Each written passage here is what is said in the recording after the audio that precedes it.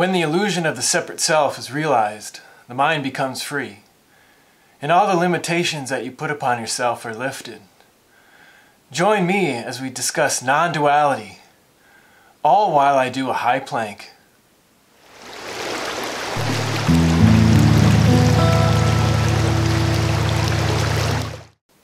I'm Russ Rapp, and this is my YouTube channel about non-duality.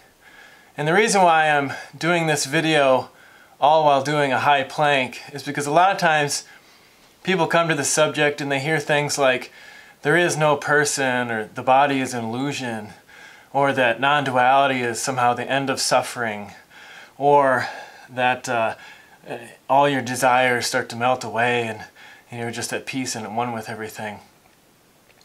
In full disclosure, I did stop the camera in between the intro and this, but also I did, this is about my fourth take starting out on this part of the video. So, but the thing is, you know, my arms aren't tired because there are no arms, and the body is an illusion.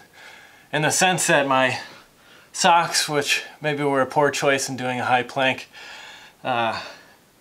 weren't the best idea because they're starting to feel like they slip. My shoulders, the burning sensation in my shoulders isn't real. It's just an illusion of the mind. And the fact that my breathing is a little bit heavier and I can feel the sweat beating up on my forehead, all that isn't real because, you know, now that I am talking about non-duality, all that, you know, just goes away, falls away. And so you'd be amazed at all the feats of, you know, physical and mental prowess that you can exhibit.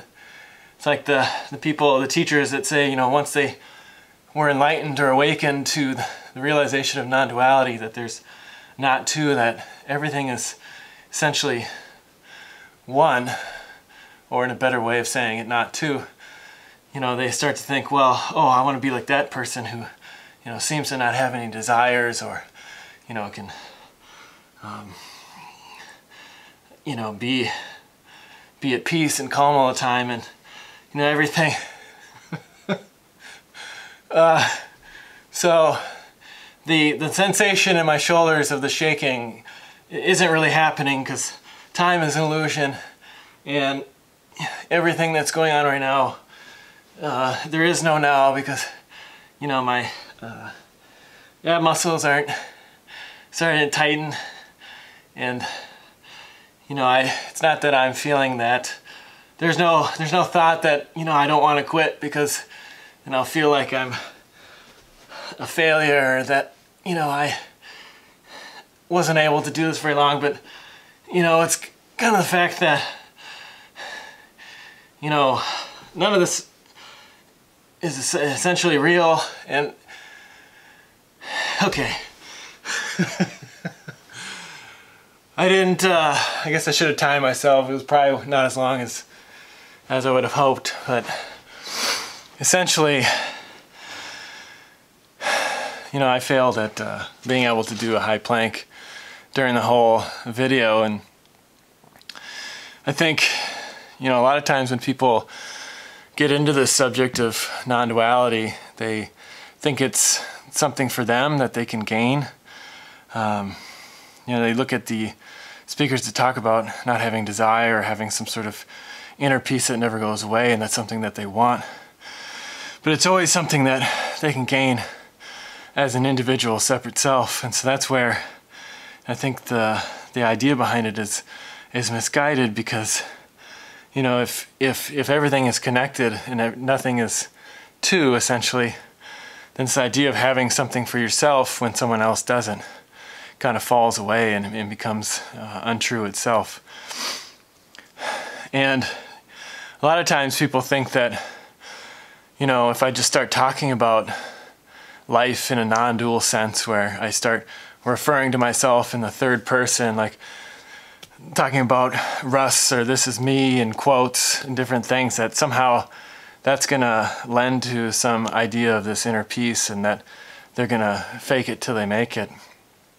But just changing how you speak or changing the thoughts that pop in your head really has nothing to do with non-duality, because the thought that you exist, that you are real, that you are here in a real physical, visceral sense, that's a thought that comes before all of your mental activity. And so by calling it a thought is a little bit of a misnomer, I think. And really, it doesn't take any effort to realize, if you talk to anyone on the street that's not familiar with the subject, they're never going to question whether this moment is real, or that they're real, or that their lives have a certain purpose or meaning. And so really, it's not as much of changing your thought or speaking in a certain way or mimicking how other teachers live their life. It's really comes down to kind of giving up your own personal control and having faith and trust in what's happening in this very moment, what is. And so it's not something that you can actually obtain or have. And so this idea of letting go is really just a sense of realizing that, some people come to it knowing that they can't make it on their own, and that they fail over and over again, like how I failed at doing a high plank during this whole video. And so for me, personally, it's a way of being able to talk about non-duality, which doesn't need to be talked about. It was the interest on a personal level is the fact that I witnessed myself failing over and over again to try to find, try to seek, try to know, and it just never worked. But whether it's through failure or just through just letting go, and just it happening, it has nothing to do with you letting go yourself. It just happens because I think a lot of times people want the ego, the separate self, what do you want to call it, wants to have this eternal peace, and so they want to have it for now and always. And so they want to, or the ego, I guess, or whatever you want to call it, wants to not have any desire, wants to have peace forever. And so anytime a sense of desire comes up, or something that shakes that peace, it starts to call into question the fact that whether they have this enlightenment or awareness or this awakening. But in the sense of being awakened, there's nothing you need to do. And so it's not, so someone that has the realization of awakening, if you want to call it that, once they include the idea of the fact that they can lose that, then they're already off track. And so whether you have it or not, or you think you realize or you don't, this moment, the reality, the truth of what is, doesn't need you to confirm it. It just is. And so, when you want to have this for forever, you don't want to have certain emotions or feelings, or you don't want to fail at doing a high plank, that's when you're essentially going in the wrong direction. And so, but, the great thing is there's really no direction to go. And so, there's really no way you can fail at being who you are and just being your true self. And so, being a part of that all-encompassing power is not something that gives you personal power. In a sense, it's just it gives you meaning, and helps you to really be at peace and be at one with everything that's not to. So, thanks for watching this video. I'd love it if you subscribe to my channel. It's been real, it's also been unreal, it's been both, it's been neither. Whatever you want it to be in this moment, I want you to take that away and leave it to be where it is. So until next time, peace.